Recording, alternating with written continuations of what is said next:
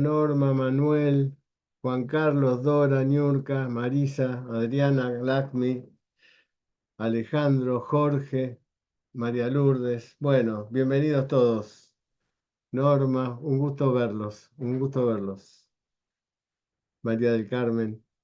Bueno, bienvenidos otra vez a esta convergencia, a este lugar. Perdona que estoy todavía medio congestionado por esta virosis. ¿Qué cosa que ha dejado el COVID? El COVID ha dejado como una especie de impregnación inflamatoria en los que han tenido o no han tenido COVID, entre comillas los que no han tenido COVID, ¿no? Pero hay como unas virosis largas, virosis tontas, pero largas. Yo en general suelo respetarlas, esas virosis, no me medico con nada, porque tengo la impresión de que es como un entrenamiento para la inmunología, ¿no? Y entonces es como, qué sé yo, pelear una guerra que uno tiene ganada ya de antemano. Entonces es como que fabricamos más linfocitos T, más reactividad inmunológica. Bueno, por ahí es una fantasía mía, pero en general nunca me medico los cuadros agudos, salvo que algún cuadro agudo sea verdaderamente preocupante. Pero bueno, pensamiento propio. Bueno, hoy tenemos la segunda parte de esto que nos están contando Alejandro y Niurka. Con Alejandro y Niurka, en el segundo semestre del año, vamos a presentar la Secretaría de Investigación. Ellos van a ser los coordinadores de la Secretaría de Investigación de la universidad, porque la idea es hay una idea muy fuerte que nos impregnó de Alejandro, que fue la suma de saberes. Esa palabra me quedó a mí dando vueltas desde que la pronunció él, ¿no? Hacer una suma de saberes, ¿no? Que no es un agregado calificativo, sino es un agregado de calidades, ¿no? La suma de saberes hace que todos sepamos más, pero no por cantidad, sino por lo que suscitan esos saberes en nuestra individualidad, ¿no? Eso es lo importante de estudiar siempre, ¿no? De estudiar siempre. Yo un día me acuerdo, era jovencito, debía tener 19 años, o un poco antes, y estaba leyendo un libro de Unamuno, del sentimiento trágico de la vida de Unamuno. Miren lo que leía yo a los 18 años. Pero bueno, mi generación era así, ¿no? Era de leer, ¿no? Y de juntarnos a hablar lo que leíamos, ¿no?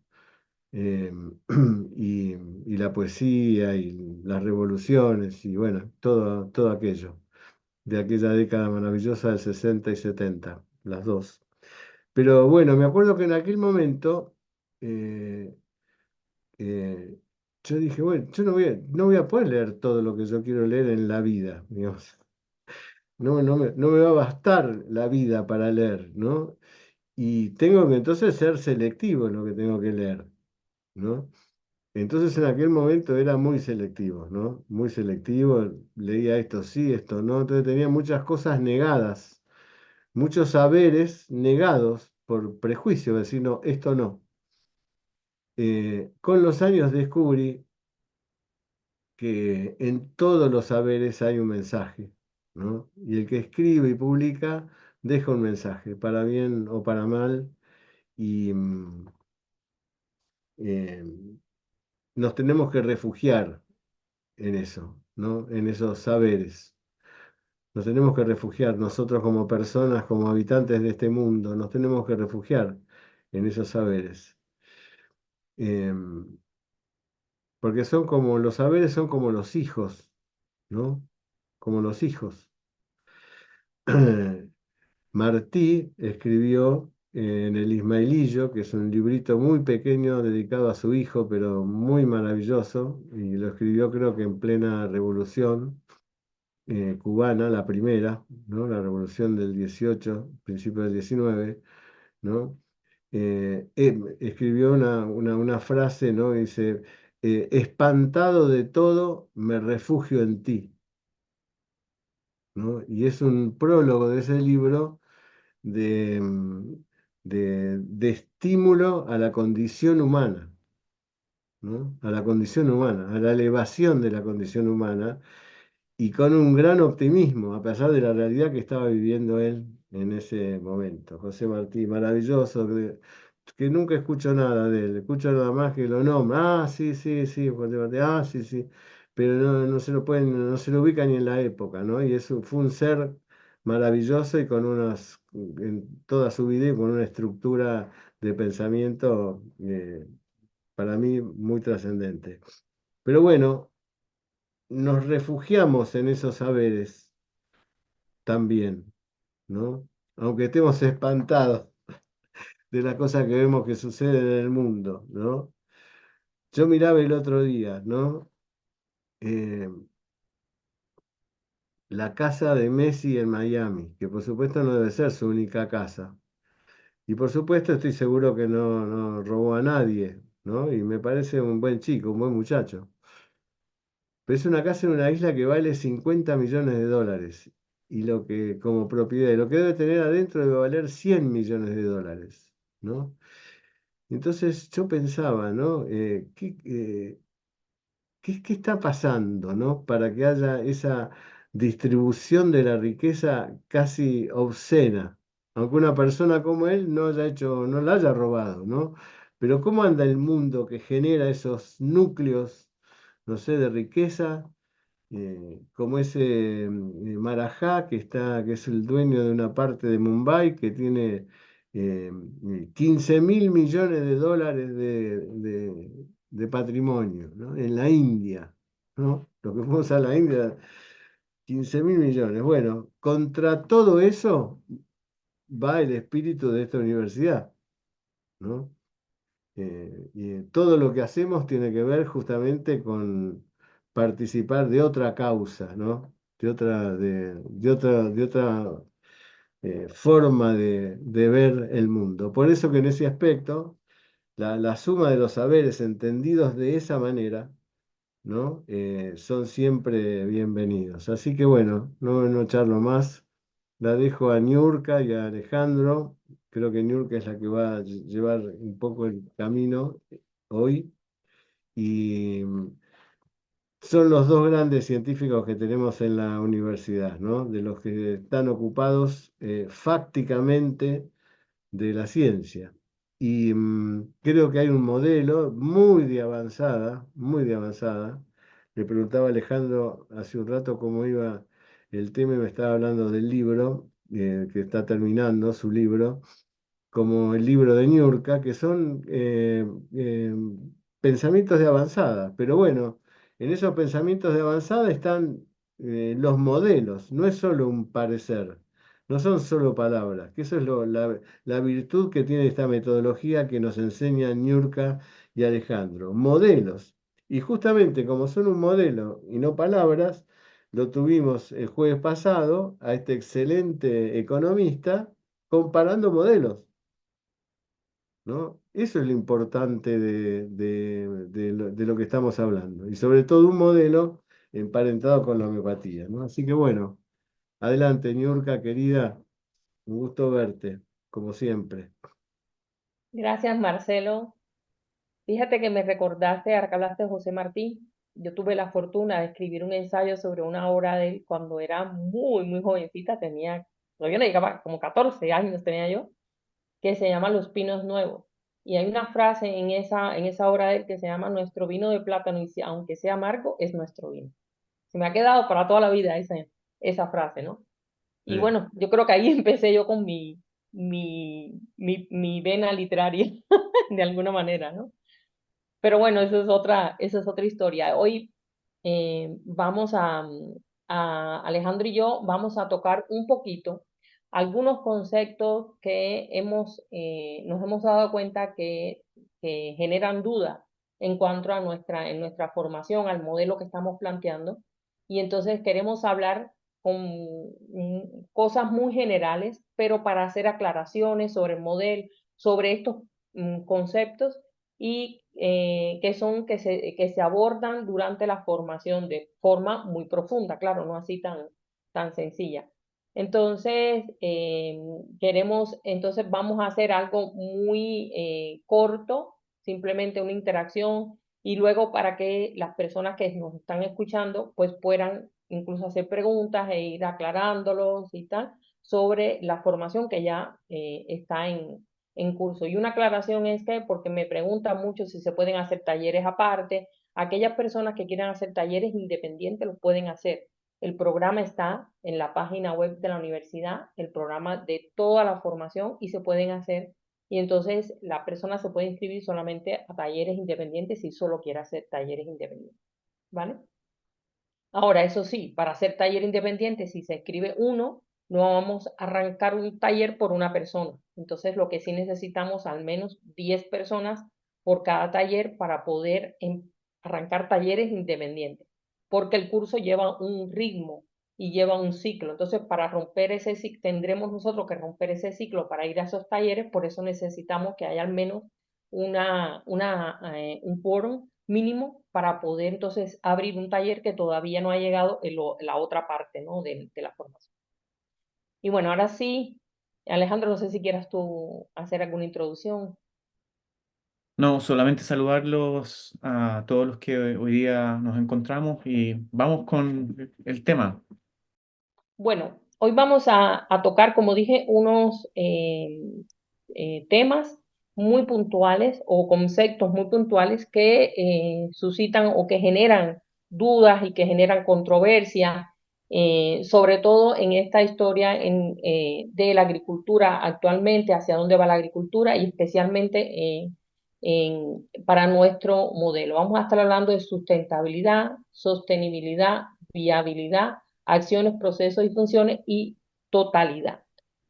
Y la primera parte o el primer concepto en que vamos a estar hablando es el siguiente. Este concepto, que lo voy a leer para no perderme ninguna letra, ninguna palabra, es el principio de asegurar las necesidades del presente sin comprometer las necesidades de las generaciones futuras, siempre sin renunciar a la protección del medio ambiente, el crecimiento económico, el desarrollo social y la cultura de los pueblos. Este es un concepto que nosotros hemos introducido en esta formación y que responde a la búsqueda de literaturas y tal, no que se nos ocurrió un día, nos levantamos y se nos alumbró el bombillo y ya creamos el concepto, no es así.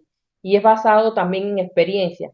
Ahora, este concepto, ¿a qué responde? Cuando se aseguran las necesidades del presente de lo que tenemos actualmente, pensando también en el futuro, sin renunciar a la protección del medio ambiente, al crecimiento económico y al desarrollo social, estamos en presencia de sustentabilidad, ¿vale?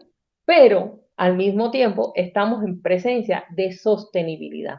Entonces, ¿cómo me van a decir? Bueno, entonces, ¿qué es uno y qué es otro? Es meramente, son conceptos que se han sido creados por diferentes autores, por diferentes investigadores, por diferentes personas y que en su momento se dividieron, pero es lo mismo. Nosotros tenemos un solo concepto. Ustedes lo pueden llamar sustentabilidad o lo pueden llamar sostenibilidad. Para nosotros es lo mismo y no vamos a crear una nueva palabra, un nuevo concepto, porque si no crearíamos entonces otro rollo, porque sería otra nueva palabra, otro nuevo concepto. Y lo importante para nosotros es saber que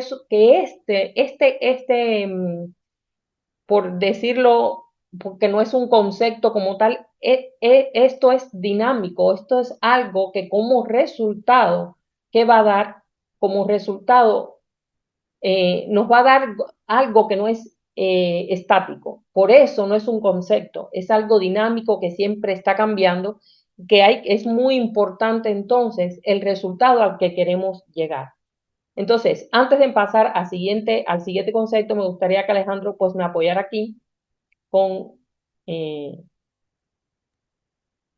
Ok. Sí, es como dices Niurka, en el sentido que lo que más nos interesa es centrar cuál es el sentido de lo que queremos hacer. Y ahí está explicado. ¿Por qué?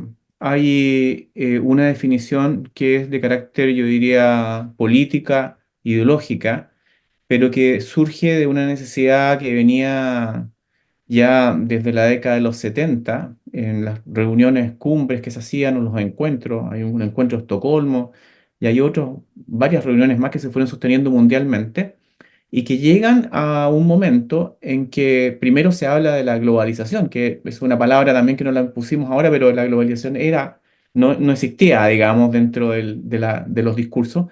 Y aparece junto con la palabra globalización un informe que se le pide a una comisión que la lidera la primer ministro noruega, la señora Brundtland, y ellos emiten un informe de una comisión, ¿no es cierto?, que pone el concepto de la sustentabilidad o sostenibilidad que no generó ningún problema porque venía del inglés. Entonces, ahí hay una sola palabra. El problema lo tenemos los latinos cuando traducimos la palabra, que se tradujo de estas dos maneras, sustentabilidad o sostenibilidad. Y el punto está en que lo crucial viene en lo que aparece ahí. ¿Por qué se hace la diferencia después? Porque hay algunos que dijeron, se puede hacer entonces un desarrollo sostenible, ¿no es cierto? Si nos preocupamos de los recursos, pero en una relación muy frágil con el medio ambiente, pensando todavía que los eran recursos naturales que se podían explotar y que había todavía dominación sobre los recursos naturales. Entonces es un concepto, ¿no es cierto?, que algunos tomaron estos mismos conceptos y culturalmente fue la economía la que siguió enfrentando eso. Por eso algunos se fueron más por el lado del concepto sostenibilidad.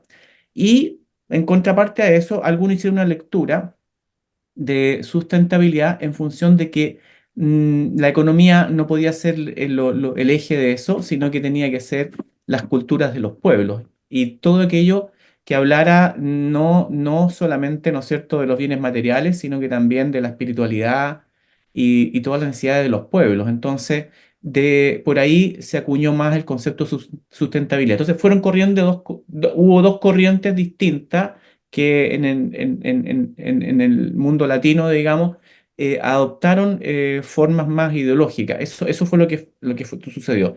Pero al día de hoy eso incluso ha cambiado porque en algunos momentos la sustentabilidad reflejó este apego con lo cultural, especialmente con los pueblos originarios, y hoy día la palabra sostenibilidad pasa lo mismo. Entonces, no vale mucho la pena enredarse con si es sustentabilidad o sostenibilidad, sino que lo que hay que hacer es leer el contenido y es lo que nosotros escogimos para poder generar entonces un entendimiento. Eso. Exacto. Y entonces, teniendo en cuenta esta forma de ver, como resultado, esto incide directamente en otro concepto que es muy importante, que es la viabilidad. Y antes de pasar a definir viabilidad para nosotros, me gustaría ir al origen etimológico de la palabra que viene del francés, que se compone de dos vocablos latinos, vita, que puede traducirse como vida, y el sufijo bilis, que es equivalente a posibilidad, es decir, posibilidad de vivir, de estar vivo, posibilidad de que algo sea posible. Eso es lo que quiere decir el concepto de viabilidad, que viene muy a tono con lo que estamos haciendo. Entonces, para nosotros, viabilidad es la cualidad de viable, que tiene posibilidades de llevarse a cabo o de concretarse gracias a sus circunstancias o características. ¿Eso cómo se traduce? Algo que puede ser, que puede ser con los recursos, con las formas en que lo hacemos, con lo que abordamos, incluso con la política, con nuestra visión ético-política, lo que asumimos hacer, que llegue a ser factible. Y también hace referencia a la condición del camino donde se puede transitar. Entonces, nuevamente, Alejandro. Claro, aquí viene lo interesante, es que a veces se confunden estas palabras como si fueran lo mismo. Entonces, por eso nosotros ponía Niurka en la diapositiva anterior, que la sustentabilidad es un resultado de qué? Es un resultado de cómo hacemos las cosas. Y cómo hacemos las cosas se puede entender entonces que son viables o son inviables. Por lo tanto, no da lo mismo el cómo lo vamos a hacer. Esta posibilidad de vida, ¿no es cierto?, tiene que ver con concretar con mucha precisión qué es viable y qué no es viable. Entonces, no es una palabra menor, es una palabra, la viabilidad es una palabra cargada de conceptos y de indicaciones para poder asegurar que se puede hacer bien para obtener un resultado de sustentabilidad. Exacto, y por eso nuestros patrones con los cuales nosotros nos regimos están justamente las dos variables que tienen es sustentabilidad y viabilidad. Y dentro de ellos, por supuesto, hay muchos factores, pero básicamente esas son las dos variables más importantes que tenemos en cuenta. Sí. Otros conceptos que también resultan, que consideramos que son importantes y que resultan como de confusos o algo, acciones, procesos y funciones. Entonces, para nosotros, las acciones es una práctica, es el conjunto de cosas que se hacen. Y eso es lo que define, el conjunto de acciones van a definir finalmente un proceso. Entonces, de acuerdo a la acción que se tome, pues eso va a definirse como un proceso. Y el proceso consiste en un conjunto secuencial de acciones ejecutadas y al conjunto de procesos definen una función de viabilidad. Y esto es muy importante porque hay diferentes funciones. Y entonces, de acuerdo a la función de viabilidad, y vuelve la palabra viabilidad, entonces también se caracteriza de una manera o de otra. Alejandro. Muy bien, sí.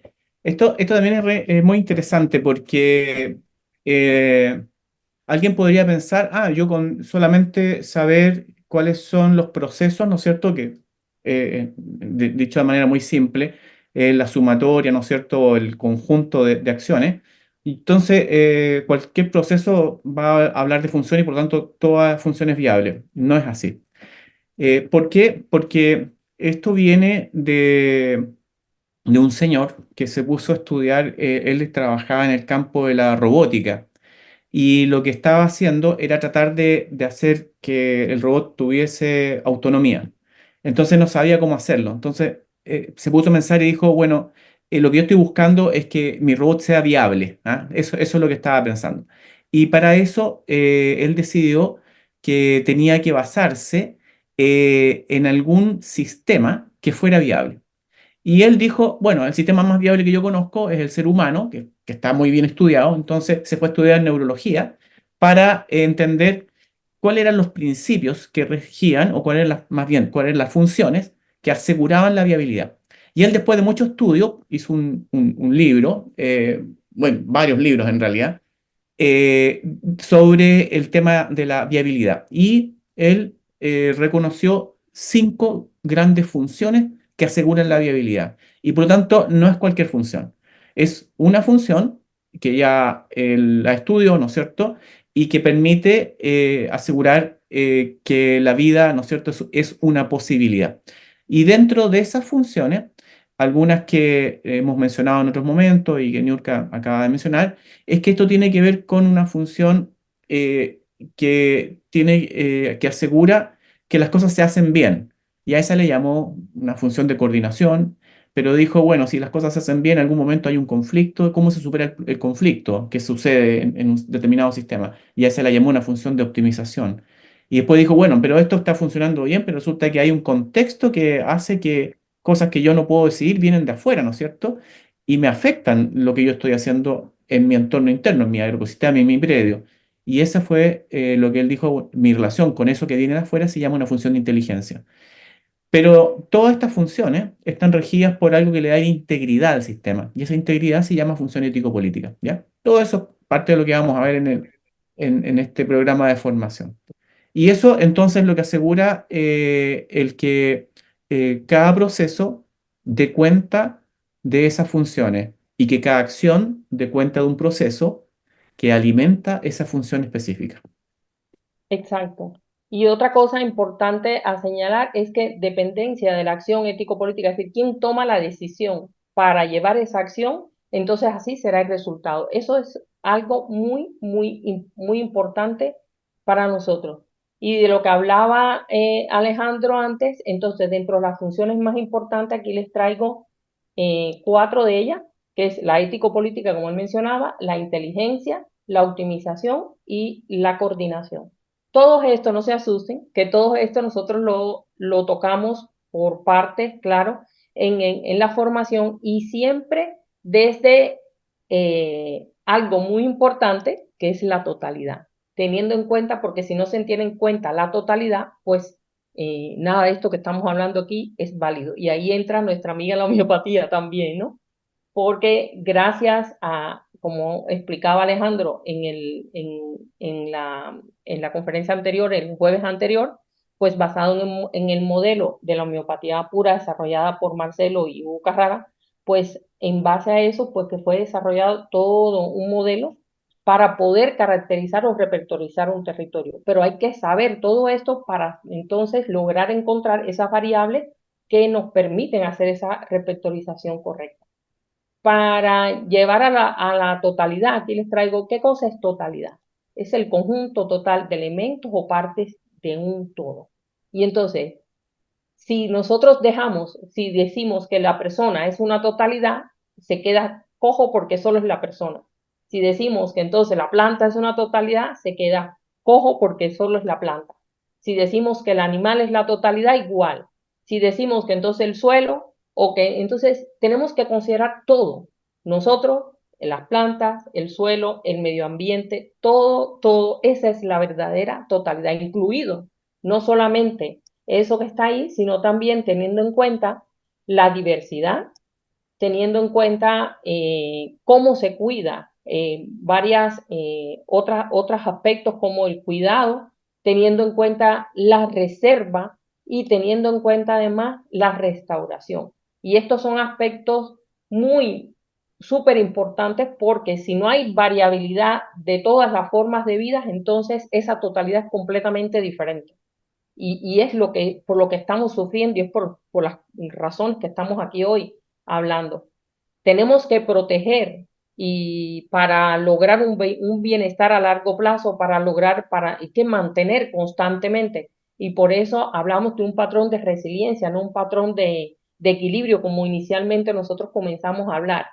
Tenemos que tener una fuente, la reserva es súper importante, porque si no tenemos una fuente, si no tenemos canales o vías por las cuales este agroecosistema no puede nutrirse, entonces no hay aprendizajes, no hay información nueva para poder mantener esa resiliencia. Y eso es lo que se ha olvidado, porque desgraciadamente todas las nuevas formas desde la Revolución Verde que hicieron, pues cortar de atajo todas las enseñanzas que había y trataron de olvidar y de eliminar todas esas enseñanzas tan buenas que teníamos de nuestros ancestros.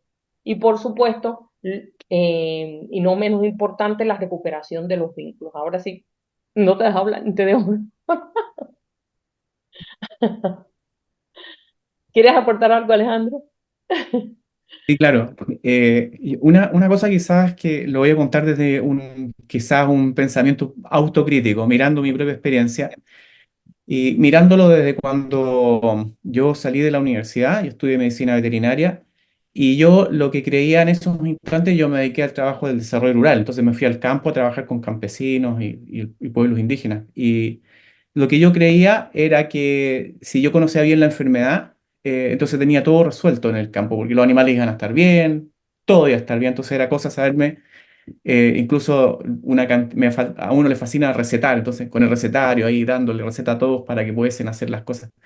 Y ahí llegaba mi entendimiento del todo. Entonces yo suponía que con eso estaba solucionado, pero claramente no fue insuficiente y al poco andar uno se da cuenta de que lo que uno pensaba da cuenta de una parte que es bastante frágil, digamos, y yo diría hasta bastante vulnerable en lo que uno va enseñando. Entonces, con el tiempo, yo empecé a buscar cosas y me encontré con la agroecología. Y en la agroecología di un paso superior, porque en la agroecología se me dijo que la proximidad con el todo estaba relacionada a los principios del que tenía la naturaleza, de un ecosistema. Entonces, era fácil encontrar esos principios y ahí resolvía el tema completo, ¿ya?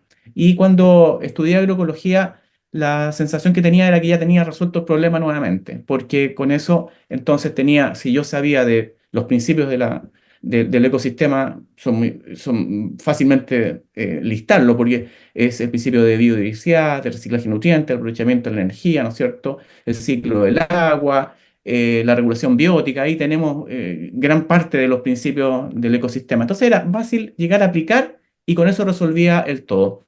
Pero resulta que hay algo que me empezó a pasar y que afortunadamente en esta vida alcancé a entender, y que fue cuando yo decía, bueno, pero si yo voy al campo y la gente tiene fiestas de distinto tipo, y yo veo que los que tienen fiesta la pasan mejor que los que no tienen fiesta. Y veo que el agroecosistema funciona mejor y el territorio mejora mejor porque tienen fiestas, ¿ya? Y acontecen un montón de cosas dado una fiesta. Pero yo no incluyo las fiestas dentro de mis análisis, no corren.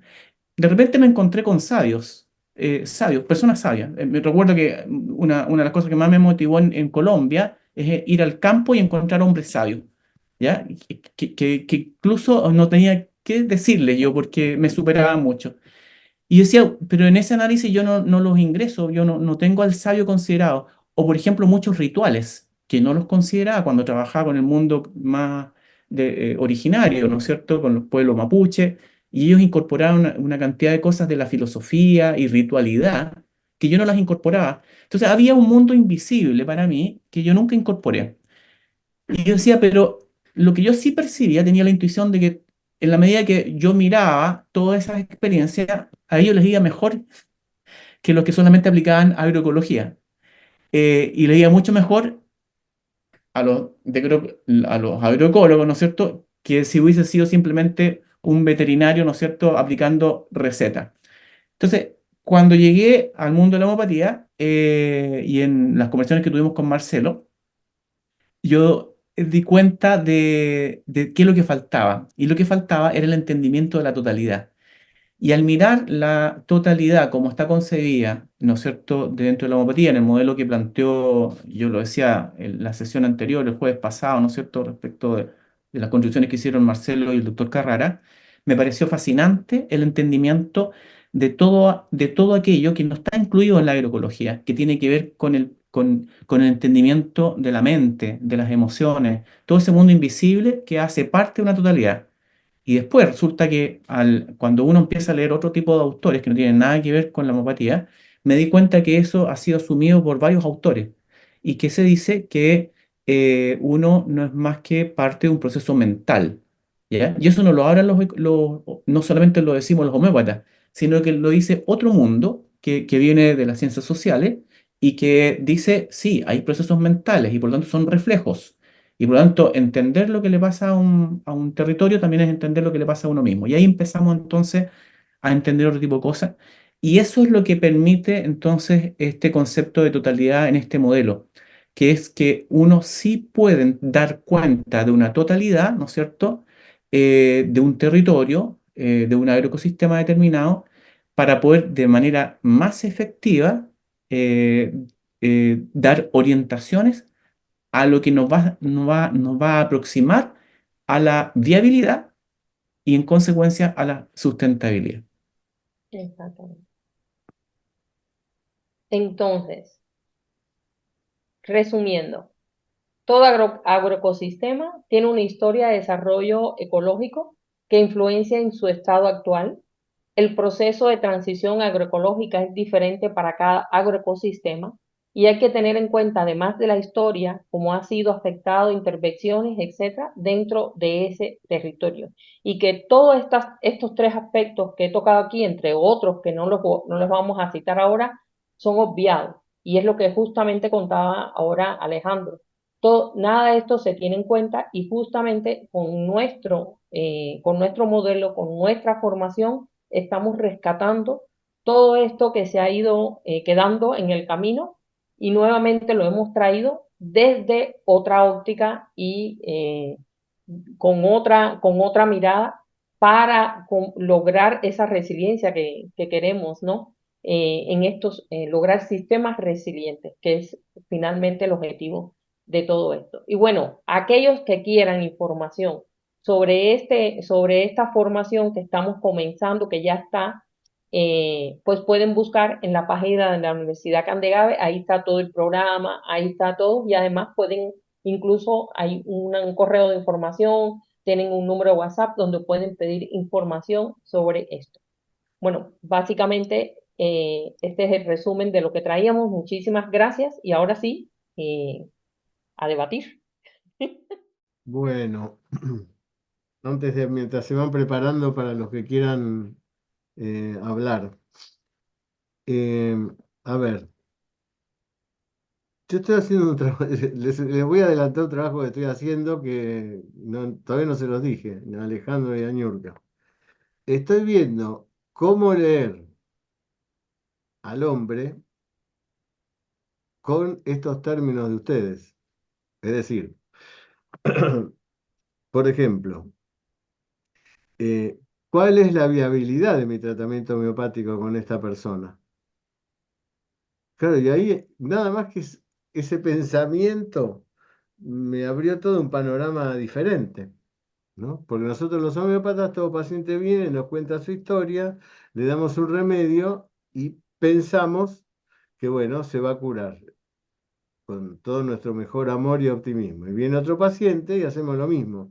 Pero la curación para Hahnemann en algunos pacientes no era viable. Y por eso creó ese capítulo de los obstáculos a la curación. Así que ese patrón de ese concepto de viabilidad es absolutamente hahnemanniano, ¿no? Absolutamente hahnemanniano. Em, por otra parte, ese concepto de viabilidad no solo es un concepto fijo, sino que nos adelanta el camino para llegar a la restauración, que en este caso es en el humano la ley de curación. Así que este concepto también es un concepto hahnemanniano, puro, ¿no? El de la restauración teniendo el concepto de viabilidad. Es un concepto muy fuerte el de viabilidad. ¿Por qué? Esto que estamos hablando ahora, creo que lo que están haciendo Alejandro y Niurka es la doctrina de lo que ellos están enseñando, ¿no? Doctrina es lo miré ahora, ¿no? Para ser preciso, un conjunto de enseñanzas que se basa en un sistema de creencias. Así que uno necesita la doctrina para darle orden a lo que estamos mostrando, ¿no es cierto? Em, y hay el concepto para mí de lo más fuerte, que es lo que Alejandro y Niurka hablan, yo la primera vez que se lo escuché fue a Alejandro, fue de los patrones que vemos en este sistema. ¿Cuál es el patrón? ¿Qué significa el patrón? El patrón, así genéricamente hablando, es una recurrencia de un suceso que implica que hay una constancia de ese fenómeno, ¿no? Cuando descubrimos ese patrón, estamos descubriendo una particularidad altamente individualizada de eso que estamos observando. Entonces, Hahnemann, para Hahnemann los patrones fueron los síntomas, ¿no? Los síntomas se fue claramente para él, el síntoma homeopático, por supuesto, reflejaba, era un patrón de información. Entonces, esta sistemática que han desarrollado Alejandro y Niurka es absolutamente homeopática. Tiene todos los conceptos de la homeopatía. De tal manera que yo traslado esa concepción a la homeopatía y es igual. Debe ser así. No podemos dejar de lado en homeopatía un patrón que se repita. No lo podemos dejar de lado. Aunque ese patrón no sea un patrón mental maravilloso, y por ahí es un patrón absolutamente local. Por ejemplo, si uno, como dice el método de la homeopatía pura, si uno tiene un síntoma local modalizado de toda la vida, es más importante que un síntoma mental de la actualidad. ¿Por qué es más importante? Porque le da identidad a ese patrón que estamos descubriendo en el paciente. En esta otra visión de Alejandro y de Niurka de la totalidad, pasa exactamente lo mismo, ¿no? Cuando hicimos ese trabajo que maravilloso, que me encantó con esa población que hicimos con Alejandro, a ver qué remedio podíamos imaginarnos para esa población, lo que justamente buscamos, bueno, cuál era el patrón que se repetía. ¿Va? En este caso había un patrón de em, muy claro, que era que a la gente se la había sacado de su contexto original de manera absoluta, ¿no? Y epigenéticamente no estaba preparada para vivir otra vida, estaba preparada para vivir esa vida, con lo que hacían, con lo que trabajaban, con lo que se autosustentaban, ¿no? Y le sacaron todo y se quedó sin nada. Entonces ese patrón de alejamiento, de separación, de indiferencia, de lejanía, estaba en la totalidad del sistema. Estaba en la tierra, estaba en la población, estaba en los animales.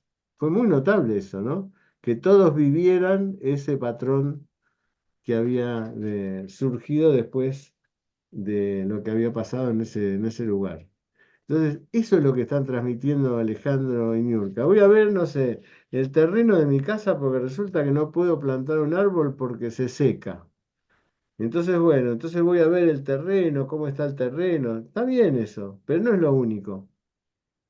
Hay que ver el sol, hay que ver la gente, hay que ver lo que sucede en ese lugar, hasta pesquisar cuál es el patrón que se está repitiendo en ese lugar, ¿no es cierto? Que por ahí es, no sé, la violencia, porque los dueños de ese lugar son violentos, ¿no? Y se pelean, y se le pega a los hijos, se le pega a los animales. Y el sistema va a recoger esa información. La van a recoger las plantas, la van a recoger los minerales que hay en ese lugar. Lo va a recibir esa información. Desde el punto de vista cuántico, intercambiamos átomos a través de 7 años de existencia. Es decir, podríamos asegurar que los átomos que tengo yo hoy, que conforman mi totalidad, hace 8 años no los tenía. Estaban dispersos en el universo. Entonces, la idea de mi totalidad tiene que ver con un fundamento difícil de imaginar que hace que eh, esos átomos que incorporo van conformando mi totalidad según mi propia individualidad. Y por eso seguramente tengo átomos de mi casa, si la habito hace 35 años, y de mi jardín, si la habito hace 35 años, y si mis árboles, que habito hace 35 años. Seguramente tengo algo de información de ellos, y ellos algo de información mía. Entonces, este concepto que es muy fuerte de Alejandro y de Niurka no es una abstracción teórica, sino que deviene de toda una doctrina que nos está hablando de eso, exactamente de eso. Si esto se pudiera aplicar a todo, bueno, cambiaría el planeta, cambiaría el planeta. ¿Qué le pasa a esta sociedad? No, porque los delincuentes hay que pegar, bajar la delincuencia, al que vende drogas hay que matarlo, qué sé yo, hay que hacer. Pero solo es eso, con eso se solucionan las cosas, ¿no? Por eso que el mundo no puede cambiar, porque no ve patrones que se identifiquen con la totalidad de ese suceso. ¿Por qué murió tanta gente en la Primera Guerra Mundial? ¿Por la guerra en sí misma? No, porque la gente iba como casi contenta a la guerra, a luchar por la patria, con todos esos fines, ¿no? De dar la vida por la patria. ¿Qué es eso de la vida por la patria? ¿Qué significa patria? ¿Qué sé yo? O sea, nuestros hermanos uruguayos que están acá a metro de nosotros no son patria también, qué sé yo, que hay una cosa que separa y entonces que somos tan distintos los rioplatenses, somos mucho más, estamos unidos por mucho más costumbres que con uno de Buenos Aires, con un jujeño que está más cerca de los bolivianos. Entonces, de qué hablamos de patria, la patria? Yo aboliría las patrias. Los aboliría. A ver, si tuviera todo el poder, no existirían más las fronteras. Entonces, los lugares donde hay mucha riqueza, para que no ser invadidos por los pobres, tendrían que ayudar a los lugares pobres para que se sostengan en su lugar, digamos así. ¿No es cierto? Entonces, de esa manera yo no tengo menos, pero no tengo esa invasión, por ejemplo, ¿no? Serían medidas lógicas. Bueno, de eso habla este concepto de crianza ecológica, ¿no? De eso habla, de ese concepto de totalidad que es una cosa absolutamente nueva como concepto. Y por supuesto que lo bueno de Alejandro de Niurka, que lo están llevando a lo concreto, ¿no? A poder llegar a establecer las pautas lógicas como para tomar una medida. Y las medidas van a ser distintas. Distintas para mi jardín, por ejemplo, que para el jardín de la otra cuadra. Distintas para esta sociedad, para este pueblo, que para el otro. Y ahí, en esas medidas distintas, en donde hay ese encuentro de saberes, ¿no? Ese encuentro de saberes, ¿no? La otra vez me dijo un paciente, me dice, no, yo me vengo a atender con usted, doctor, porque odio la alopatía. Bueno, ¿por qué esto? Me empezó a hablar mal de la alopatía. Entonces yo le digo, mire, yo a la alopatía no la odio. Es más, a veces la uso. Como decía un gran maestro argentino, Masi Elizalde, la medicina alopática es una gran eh, medicina, como decía él, ¿cómo la llaman la homeopatía? Medicina, ayúdenme, secundaria no, ¿cómo dicen de la homeopatía? Medicina alternativa. Entonces Masi decía, la alopatía es una gran medicina alternativa para la homeopatía, decía Masi. Y es verdad, y es verdad. Y la realidad es esa. Entonces, ese es el concepto, ¿no? Ese es el concepto. Yo estoy muy agradecido por este espacio, muy agradecido por este espacio. Después en el final les voy a leer algo que les va a gustar. Bueno, invitaron a hablar Alejandro Niurka. ¿Quién quiere decir algo, colaborar, Pa- preguntar?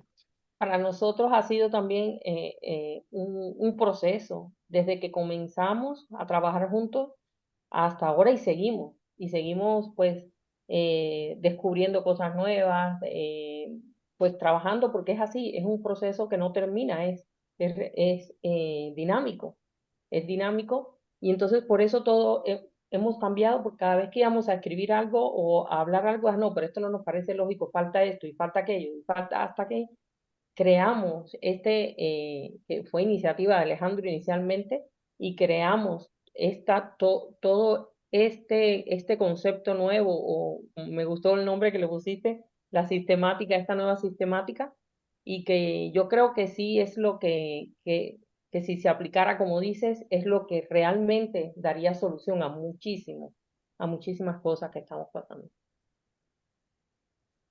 Así es. Dani, Lillo, que estás ahí, ¿quisieras decir algo? Estás en mute, no, no se te escucha. Ahí Ahora me está, escuchan. ahí te escuchamos, Bueno, a bienvenido. pedido de parte, el método estudia claramente, aunque no expresamente, la viabilidad. Recuerden los 4 niveles energéticos del método. En el primer nivel, donde se cumple la ley de Hering, la viabilidad es máxima. En el cuarto nivel, la viabilidad es mínima. No Muy bien, está expresado en estos términos, pero a claro. buen entendedor, pocas palabras. Tuve el privilegio de conocer el método in útero y ser examinado al respecto cuando el método aún no estaba impreso. Por lo tanto, lo llevo incorporado de una manera, eh, de una manera estructural. Eh, y uno hace pequeñas proyecciones emotivo-racionales. Insisto, el método prevé la viabilidad y no solo prevé la viabilidad, prevé, y lo dice a texto expreso, la dosis y la posología.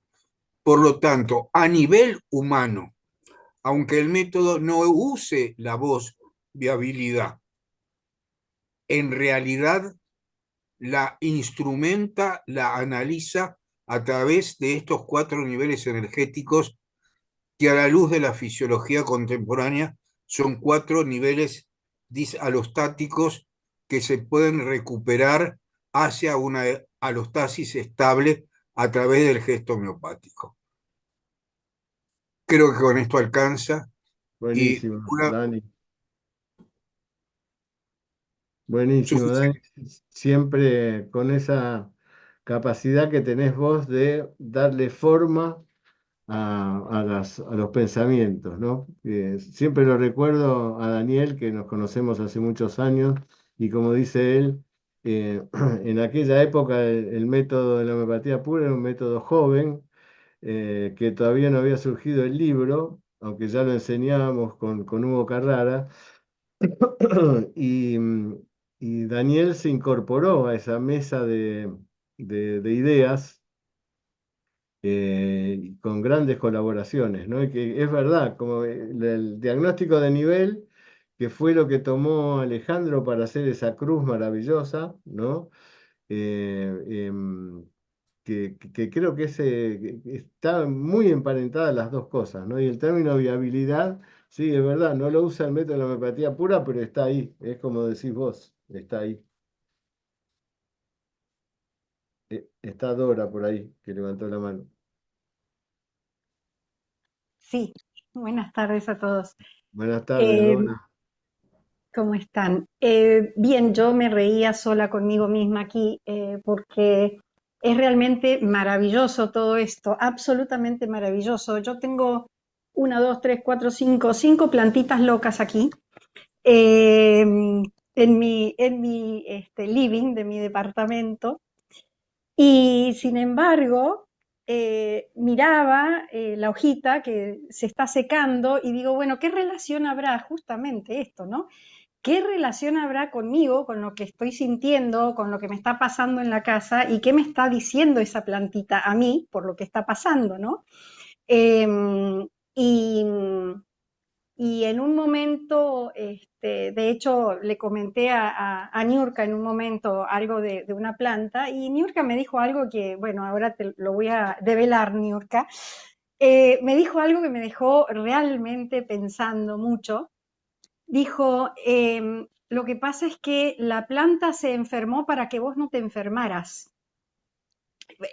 No voy a dar detalles, pero hay como, no sé si la palabra es simbiosis, pero sí, definitivamente, como Marcelo decía, ¿no? Hay una interacción energética impresionante y yo la siento y la veo. El tema es, yo no soy homeópata, por supuesto, no soy médica, pero el tema es simplemente la observación también, ¿no? Y el abrir nuestro entendimiento y nuestra comprensión a que las cosas son más allá de lo que nuestros ojos ven, ¿no? Que hay un montón de cosas eh, bueno, que actúan y está bueno pararse y observarlas. Y esto es, a mí me parece absolutamente maravilloso lo que están haciendo Niurka y Alejandro, pero maravilloso y digno de la Universidad Candegave, digno de Marcelo Candegave, realmente. Así que eso quería comentar nada más. Gracias. Nosotros somos los pájaros de nuestro lugar. Somos lo más evolucionado de nuestra totalidad, incluyendo nuestra casa, nuestros animales, nuestro lugar. Lo más parecido a nosotros son nuestros pájaros, ¿no? Somos como pájaros evolucionados porque tenemos otro tipo de conciencia. El pájaro es el ser de este lugar que aumenta su totalidad y entonces va por ahí. Los pájaros nuestros no son pájaros que pasan por el aire y de golpe aterrizan en nuestro jardín. Esos que pasan por el aire van mucho más arriba. No se van a detener nunca, porque van a otros destinos. Los pájaros que nosotros vemos son nuestros pájaros, los que están en nuestro complejo. Ellos conocen más de nosotros que lo que nosotros conocemos a ellos. Nosotros decimos, uy, mira un pájaro, mira otro pájaro, pero son los mismos en general.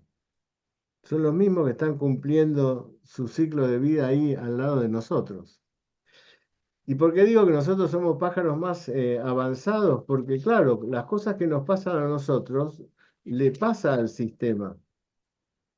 Somos lo más complejo del sistema, eso es lo que hay que comprender, de esa totalidad en la que está la Tierra y como lo más, digamos así, evolucionado el hombre es lo más complejo, es la información más compleja de esa totalidad. Entonces, si le pasa algo a él, ¿cómo no le va a pasar algo a lo menos complejo como son los minerales de ese lugar, por ejemplo? En un momento fuimos algo tan inasible que si lo hubiésemos podido mirar no existía, que fue el Big Bang. El Big Bang fue la manifestación de algo inasible, aunque lo hubiésemos podido ver. Si fuéramos para atrás, llegaríamos hasta lo que se llama en matemática, en física, el muro de Planck. Es decir, más allá de esto, no se puede saber. Todo está definido en ese primer segundo y pico de la existencia de la totalidad. Bueno, siempre fuimos un uno, siempre fuimos un uno. Entonces, estas no son esta doctrina que están armando Niurka y Alejandro, no está, no es una concepción teórica, una idea, no, no, no. No se aleja de esos criterios fundantes de todo lo que existe, que tiene que ver con la totalidad y la individualidad. Nuestro universo tiene su propia individualidad y su propia totalidad. Por eso que los científicos hablan de los universos paralelos, porque los hay. Hay otros con otros sistemas, con otros patrones, con otros patrones. Y todo lo que hacemos nosotros, que nos parece minúsculo, es mayúsculo en función de esto que estamos hablando. Por eso los monjes eh, dedican su vida a orar por el mundo en una cueva en el Tíbet, ¿no? Claro, con la mirada de Occidente, ¿no? Decimos, ¿cómo un hombre acá metido en una cueva? Yo los he visto, ¿eh? Gente que vive en monjes que están adentro de una cueva, dentro de una cueva real, ¿no? Orando por el mundo, ¿no? Bueno, no sé por qué me fui por ese lado.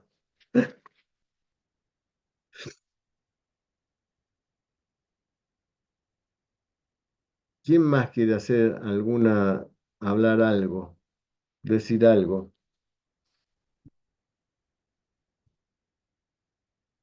Bueno, Alejandro y Soy yo. Niurka. Ah, Lourdes. Bueno, no es nada que esté relacionado con el tema, la temática de hoy. Apenas una información a mi respecto. Am, para decir que, infelizmente, voy a desistir del curso. Ya cancelé lo curso por cuestiones personales, nada a ver con la calidad y todo más. Y con eso quiero también agradecer a la universidad y a de Gabe, na pessoa de Miguel, Marcelo, perdón, y a Niurka y Alejandro por todo y los ensinamientos que me dieron hasta ahora y desejar que todo vá surgindo com como vocês ambicionam, né? Porque yo decidí ahora cambiar muchas cosas en mi vida y, y ocupar mi tiempo con otras cosas más. Eh, por eso, mi gratitud por todo. Hasta otro momento. Continuaré asistiendo a las convergencias porque gosto mucho de asistir a los temas que abordam essa parte de la universidad y desejar a todos os colegas amigos del curso y corra todo como deseo. ¿Está bien? Muy hermoso Un lo que abrazo. nos decís, Lourdes, muy hermoso, te lo agradezco profundamente, porque son tus sinceras las palabras y por otra parte la calidez de tus palabras y sabes que estamos acá para todo lo que vos decidas, pero es de muy buena persona saber despedirse de los espacios que nos han dado cosas. Así que te agradezco enormemente tus palabras, Lourdes, ¿No? enormemente. Obrigada. Gracias. Sí, muchísimas gracias. Igual por estas palabras, María de Lourdes. Decir que ella ha sido una de las alumnas clave del curso de agromiopatía e incluso con aportes, con modelos para hacer la mejor repertorización y eso, has estado muy activa, así que, bueno, cualquier cosa estamos aquí, sabes que puedes contar con Gracias. nosotros y muchos éxitos en ese nuevo proyecto, en esa nueva etapa, ¿vale? Gracias. Gracias. Bueno, ahora sí, les voy a leer alguna cosita para terminar. Nadie más hay para hablar, ¿no? No estoy moviendo. Marcelo, si me permites muy brevemente. Claro, sí, por supuesto. Sí, es que quería primero agradecer los comentarios que han hecho de Daniel, Dora y también de Lourdes. Hay una cosa que me llama mucho la atención a partir de lo que dice Daniela, y es que hay una cosa que nos cuesta mucho, entendernos. Muchas veces estamos hablando, de lo que dice Daniel refleja que estamos hablando de lo mismo, pero lo estamos quizás contando de una manera distinta. Y yo creo que hoy día en la sociedad cuesta mucho hacer eso, entendernos, nos cuesta mucho, porque la sociedad hoy día más bien quiere imponer, o alguien tiene una visión y quiere decirle lo bueno que uno encontró, y no me importa mucho tu reacción, sino que más bien llévate lo que yo tengo. Y en realidad, lo que tú decías al principio, esto de la suma de saberes, el intercambio de saberes, el encuentro de saberes, ¿no es cierto? Tiene que ver con esto, tratar de entender y dentro de lo que a uno le presentan, tratar de mirar cuál es el aspecto donde nos unimos, porque ese es el encuentro, donde nos unimos. Eh, Entendiendo que lo puedo estar diciendo de una manera distinta, ¿ya? Pero lo interesante es que hay un punto de unión, y Daniel lo hizo, y tú también al inicio, cuando hiciste esto que nos regalaste al inicio de tu reflexión, habla de lo mismo, habla de entendimiento, de que vemos las cosas de manera distinta, pero estamos hablando de lo mismo, exactamente de lo mismo. Entonces, eso significa que estamos acercándonos a la verdad, que eso es lo que nos interesa a todos, de maneras distintas. Eso es lo que nos cuesta hoy día, da la sensación de que hay una ansiedad tremenda por encontrar otro tipo de respuesta y a veces no nos detenemos en entender lo que nos quieren decir. Entonces me parece, te agradezco Daniel lo que hiciste, digamos, la síntesis que hiciste, muy buena. Y a Lourdes, yo también le agradezco mucho las palabras, ha sido... ha estado tan presente en todo, tan leal, siempre contribuyendo, interesada en saber, así que te deseo lo mejor y muy agradecido tus palabras. Bueno, bueno, un día de emociones hoy, ¿no? Un día de emociones. Em, a veces, frente a la realidad, uno dice, bueno, que estoy poniendo toda mi vida en esto y está bien, ¿no? Está bien, tantas cosas que uno ha dejado de lado en el transcurrir de la vida para poner su tiempo, que es para los viejos es el valor más trascendente que tenemos, el tiempo, ¿no? Y a veces yo también me pregunto, ¿estará bien? ¿Estará bien que yo deje de lado todas estas otras cosas para hacer estas otras cosas? Sobre todo cuando eh, no, no vamos de la mano del gran éxito, del aplauso, de los cientos y miles que acompañan, ¿no? Entonces yo siempre vuelvo a lo mismo, algo que me conmovió mucho. Yo a Teresa de Calcuta, les digo la verdad, la conocí cuando vi un video de su cremación. Me impactó mucho ese video de la cremación de Teresa, ¿no? Y a partir de eso empecé a investigar su historia y me encontré con un personaje que realmente desconocía, ¿no? Pero a Teresa le invitaban, ¿no? Para dar charlas y demás, y era siempre escueta, ¿no? No le gustaban grandes conversaciones, pero aceptaba las invitaciones, Teresa, ¿no? Y como decía ella, si había una comida rica, la comía, aunque después era criticada por eso, ¿no? ¿Cómo está con los pobres y come una comida rica? Y yo decía, ¿por qué no comerla si es rica? Si pudiera se la llevaría a todos mis pobres, pero bueno. Bueno, y entonces en un encuentro le preguntaron, un periodista, no sé quién era, había una gran concurrencia, y le preguntaron, bueno, ¿qué sentía ella con lo que hacía, ¿no? Desde los 19 años ella se había dedicado, 18, 19 años se había dedicado a los pobres, ¿no? ¿Qué sentía ella con lo que hacía, ¿no? Frente a lo que sucede, frente al problema del hambre en el mundo, ¿no? Frente a la gran realidad, ¿no? Ella ahí en Calcuta, ¿no?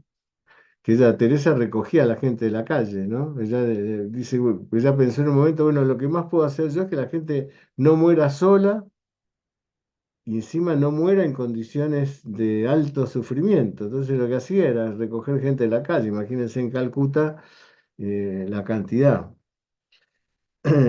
Y entonces, y ese mismo periodista además le dijo, ¿y qué piensa usted de la paz? ¿No? Dos preguntas le hizo. Y entonces Teresa contestó lo siguiente, con respecto a la tarea, ¿no? Dice, a veces sentimos que lo que hacemos es tan solo una gota en el mar, pero el mar sería menos si le faltara esa gota. Y con respecto a la paz, y esto se lo dedico a Niurka, Teresa dijo, la paz comienza con una sonrisa, después se verá. Bueno, abrazo grande a todos, ¿eh? Nos vemos el jueves que viene con Impregnología y el grupo de Impregnología también se reúne este martes que viene. Abrazo fuerte, muchas gracias a todos por estar.